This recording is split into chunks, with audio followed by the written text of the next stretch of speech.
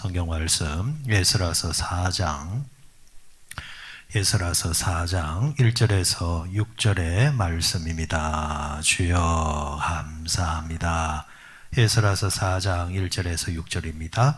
같이 읽습니다. 사로잡혔던 자들의 자손이 이스라엘의 하나님 여호와의 성전을 건축한 다음을 유다와 베냐민의 대적을 듣고 스룹바벨과 족장들에게 나와 이르되 우리도 너희와 함께 건축하게 하라. 우리도 너희같이 너희 하나님을 찾노라.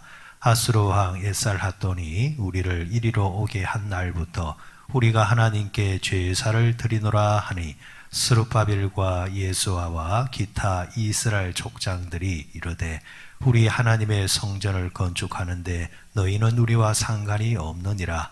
바사왕 고레스가 우리에게 명령하신 대로 우리가 이스라엘의 하나님 여호와를 위하여 홀로 건축하리라 하였더니 이로부터 그 땅 백성이 유다 백성의 손을 약하게 하여 그 건축을 방해하되 바사왕 고레스의 시대부터 바사왕 다리오가 즉위할 때까지 관리들에게 뇌물을 주어 그 계획을 막았으며 또 아하수에로가 즉위할 때에 그들이 글을 올려 유다와 예루살렘 주민을 고발하니라.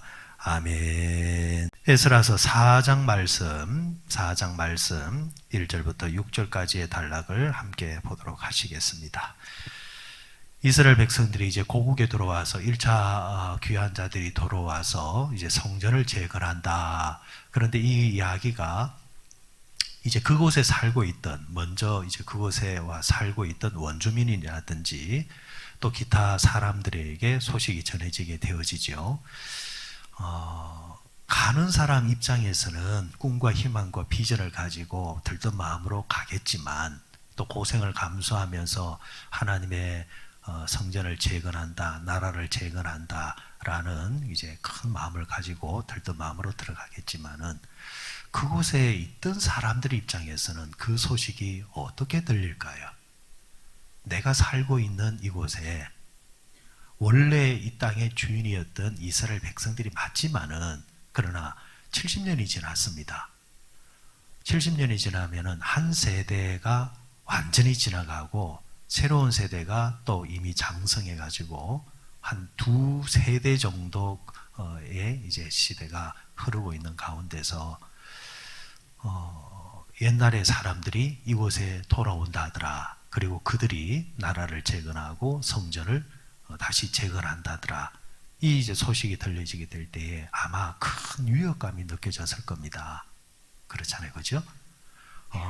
어쨌거나 지금은 이 땅에서 내가 살고 있는데 그들이 와서 그러면은 우리를 쫓아내면 어떻게 할까? 그리고 그 뒤에는 그들만 있는 것이 아니라 그들에게 돌아가서 성전을 재건하라고 명을 내려주었던 고레스 왕이 있단 말이죠.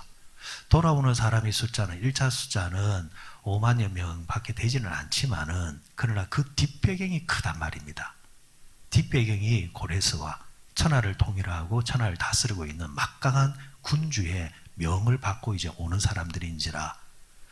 그래 그곳에 있던 사람들 입장에서는 싸우기도 그렇고 그리고 또 그들을 또 받아들여 가지고 밀려나기도 그렇고 어떻게 할까라는 그런 큰 이제 고심에 빠졌지 않겠습니까?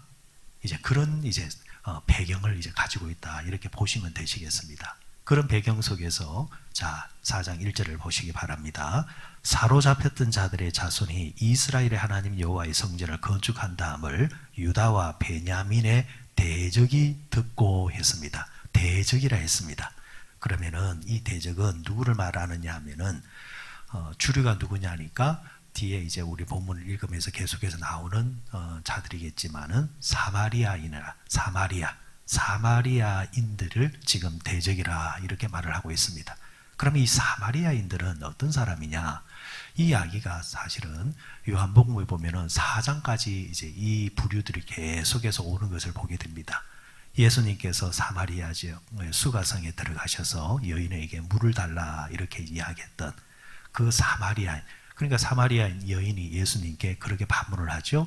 다른 유대인들은 우리에게 말을 걸지 않는데 왜 당신은 나에게 말을 거느냐? 라는 식으로 이제 말을 하죠. 그만큼 사마리아인과 유대인과는 물과 기름입니다. 그러다 보니까 유대인들이 이제 윗지방 사람들이 아랫지방으로 간다든지 아랫지방 사람들이 윗지방으로 올라갈 때에 공교롭게도 그 가운데 지역이 어디냐니까 사마리아 지역입니다. 유대인들은 어떻게 하느냐니까 굳이 사마리아 지역을 통과하면 쉽게 갈 수 있는데도 불구하고 굳이 둘러서 갑니다. 시간과 경비가 배로 든다 할지라도 그만큼 그 지역의 사람들과는 눈도 마주쳐서도 안 되고 말도 섞어서도 안 된다라는 그런 식이죠. 자, 이런 역사가 왜 일어났느냐? 구약시대까지 올라와야 되는 겁니다. 자, 처음에 여러분 바벨론이 이스라엘을 침략을 할 때에 이스라엘을 이제 점령을 할 때에 취했던 정책 중에 하나가 뭐냐 하면은 바벨론의 사람을 이스라엘로 이주시켜버리고 이스라엘의 사람들을 바벨론으로 이주를 시키면서 섞어버립니다. 섞어버리면서 하나의 민족이 인종이 이제 만들어지는 겁니다. 옛날 여러분 이런 좋은 말은 아니지만은 우리도 옛날에 썼던 말이 있습니다. 튀기라는 말을 썼습니다. 요즘은 전혀 그런 말을 쓰지를 않죠.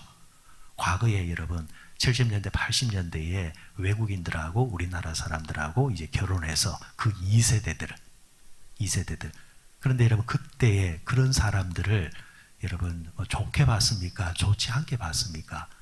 아마 제가 기억하기로는 그렇게 좋게 보지를 않았습니다. 연예인들도 그런 부류의 연예인들은 조금 아래로 봤단 말이죠. 자, 그런 현상이 지금 이스라엘에서 나게 된 겁니다. 그런데 문제는 뭐냐면은 본인이 원해서 그런 것도 아니고 본인도 어쩔 수 없이 그렇게 되어졌기 때문에 그렇게 되었기 때문에 아마 억울한 점이 있었을 겁니다. 그런데 그런 차원의 문제가 아니라 그렇게 됨으로 통해서 일어났던 일이 뭐냐면은 종교적인 혼합주의입니다. 종교적인 혼합주의. 이 바벨론 사람들이 바벨론의 왕이 왜 그런 정책을 펼쳤느냐? 이스라엘은 유일하신 하나님만 섬긴단 말이죠. 타입이 없습니다. 타입이 없는 유일하신 하나님만 섬기는 자들이기 때문에 이걸 좀 깨부셔야, 이걸 좀 희석을 시켜야 이스라엘을 좀 친바벨론 쪽으로 데려가기에 좋단 말이죠. 바벨론은 제국입니다.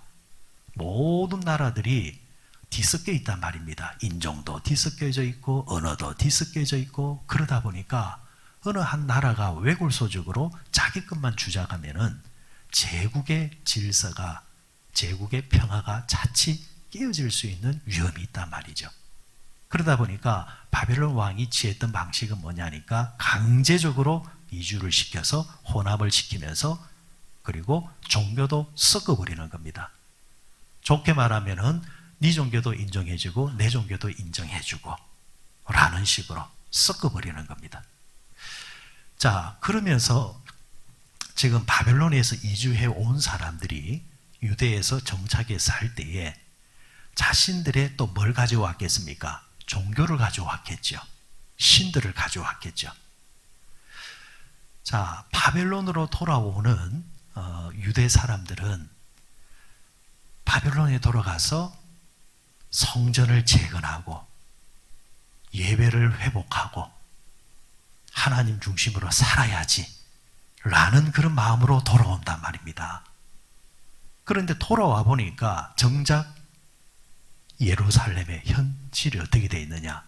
과거의 거룩한 예배나 아니면은 신앙이나 믿음은 찾아볼 수가 없습니다. 이미 거기는 신앙의 혼합이 섞여져 있습니다.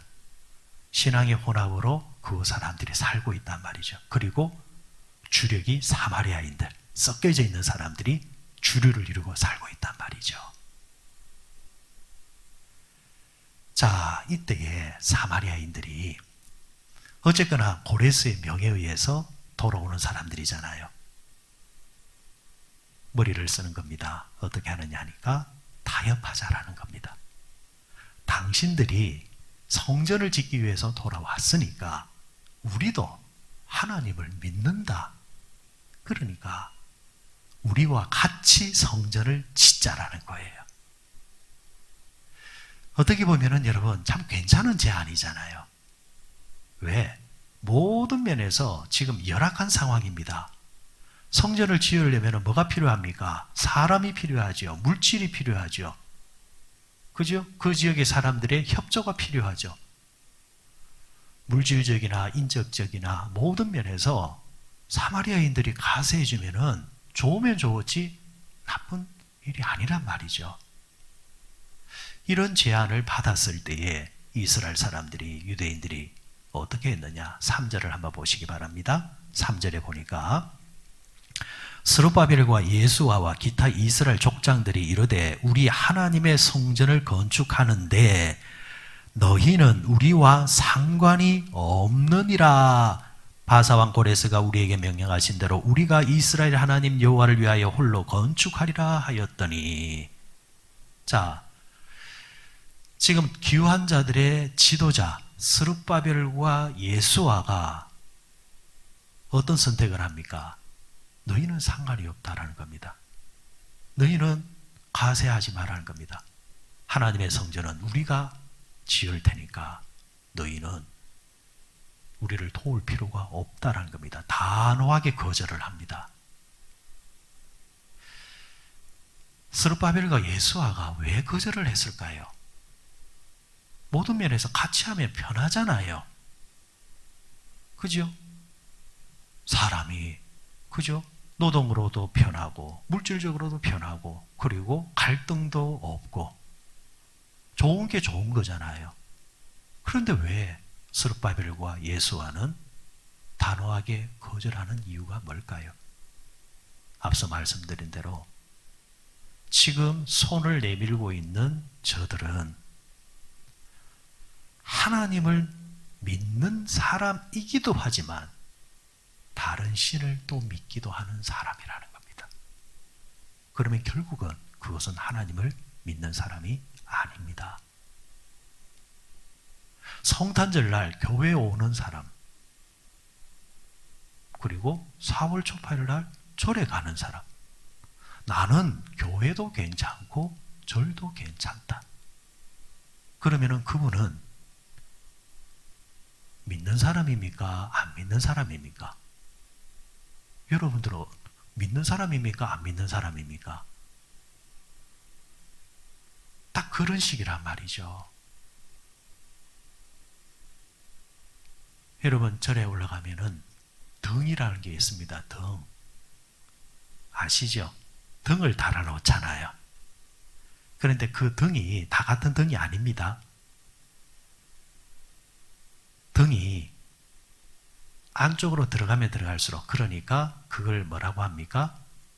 그 불상을 안치해 놓은 그 자리, 그 자리까지 갈 때까지 보면은 등이 어디 위치에 있느냐에 따라서 등 다는 가격이 다 다릅니다.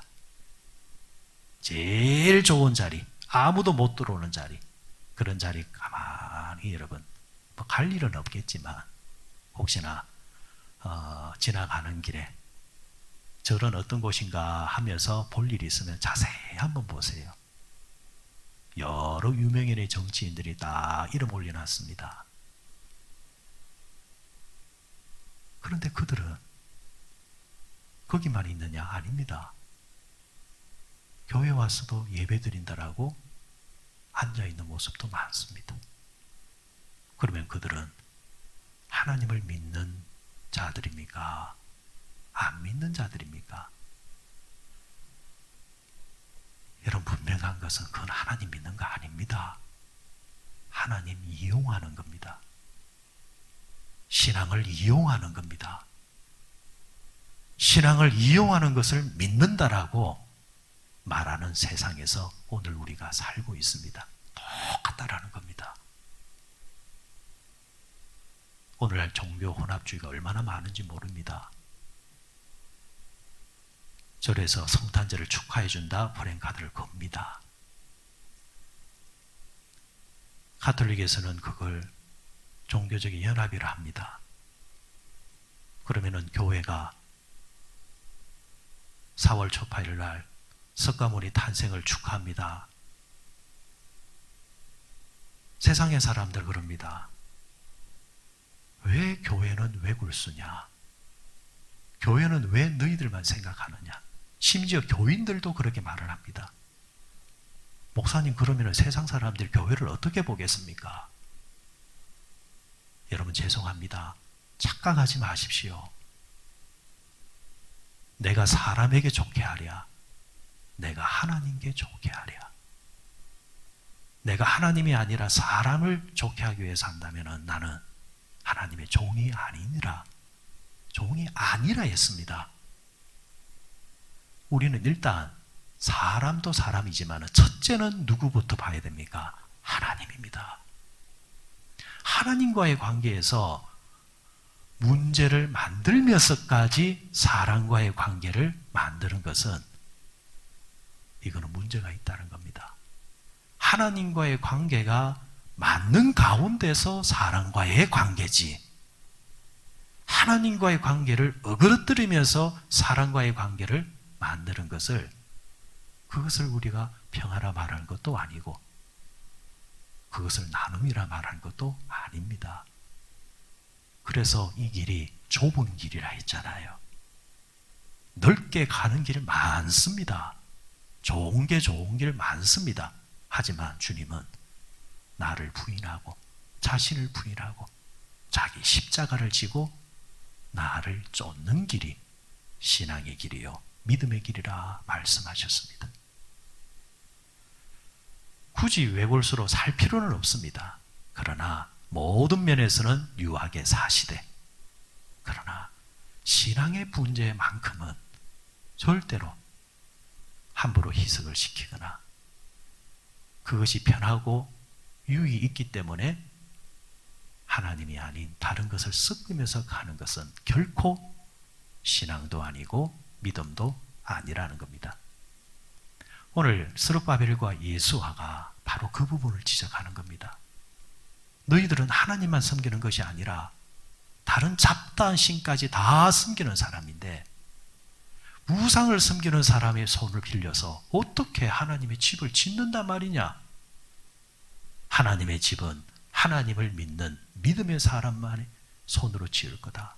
우리가 수고를 하고 고생을 하더라도 우리 아버지 집은 우리가 지을 거다 하면서 그들을 거절을 합니다. 저는 이 부분을 스룹바벨과 예수아가 가지고 있는 믿음의 계산기를 가지고 있다고 봅니다.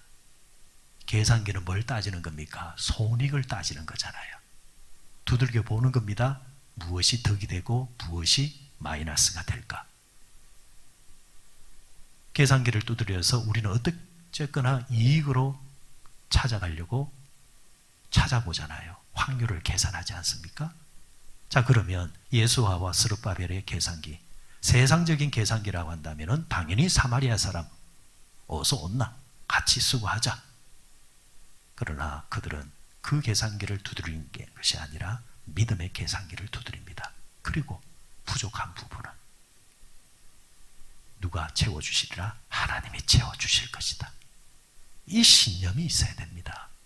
특별히 여러분, 목회의 길은 저는 그 계산기가 분명해야 된다고 믿습니다. 그 계산기 안 지면요 아무것도 못합니다. 목회자가 하나님의 계산기, 믿음의 계산기를 두들겨 보는 겁니다. 하나님이 함께 하시면 거기서 기적이 나타나고 거기서 역사가 나타나고 거기서 예수를 믿는 맛이 나오는 겁니다. 거기서. 자, 이렇게 되니까 어떤 일이 이제 벌어지느냐? 사마리아인들이 이제 삐끼는 겁니다. 사마리아인들이 자신들의 계산대로 안 되는 거란 말입니다. 그러니까 이제는 두 번째 작전을 씁니다. 애초에 그들은 하나님이 좋아서 성전을 짓겠다고 손을 내민 사람들이 아닙니다. 그러다 보니까 계산이 딱 틀려지니까 딱 취하는 자세가 돌변합니다. 어떻게 돌변합니까? 대적합니다. 그러면서 온갖 술수를 써서 이스라엘 사람들이 하나님의 성전을 재건하지 못하도록 방해 공작을 시작하게 됩니다. 이스라엘 사람들, 유대인들은 스룹바벨과 예수와는 이것을 알매도 불구하고 그러나 그 고생을 감수하면서 끝끝내 결국에는 자신들의 손으로 하나님의 성전을 재건을 완성을 합니다. 오늘의 말씀은 우리에게 하나님의 계산기, 믿음의 계산기를 소유하고 있느냐, 그 계산기를 두들기며 살아가느냐, 이 도전 앞에 여러분 우리가 답변하는 시간, 그리고 내가 그렇게 살겠습니다 고백하는 시간이 되었으면 참 좋겠습니다. 여러분, 기도하는 게 뭡니까? 하나님의 도움을 구하는 거잖아요. 기도하는 게 하나님의 계산기를 내미는 거잖아요. 이래도 저래도 도무지 계산이 안 나오지만, 그러나 신앙적으로 믿음으로 내가 살겠습니다. 왜냐? 하나님이라는 숫자가 있기 때문에. 말씀을 맺겠습니다. 1 더하기 1은 얼마입니까? 2입니다. 그런데 1 더하기 X가 되어버리면 뒤에 숫자는 전혀 다른 숫자가 나옵니다. 결국 인생의 문제는 상수의 문제가 아닙니다. 정해진 숫자의 문제가 아닙니다. 인생은 항상 어디서 달라지느냐? 변수입니다. 어디서 변수가 생기느냐에 따라서 성자가 패자가 될 수도 있고 패자가 성자가 될 수도 있습니다. 이것을 성경에서 뭐라고 말했습니까? 먼저 된 자가 나중되고 나중된 자가 먼저 된다. 꼴찌로 가더라도 하나님이 호각 한번 불어버리면 뒤돌아서 해버리면 꼴찌가 1등 돼버리는 겁니다. 그게 여러분 하나님의 수입니다. 오늘 아침에 하나님 믿음의 계산기를 두들기면서 주님께 기도합니다. 주님, 내 인생 속에 개입하셔서 하나님의 변수를 통하여서 사람들이 전혀 생각하지 못했던 은혜의 일들이 일어나게 도와주옵소서. 기도하시면서 오늘 하루도 믿음으로 살아가는 우리 모두 되시기를 주님의 이름으로 축원드립니다.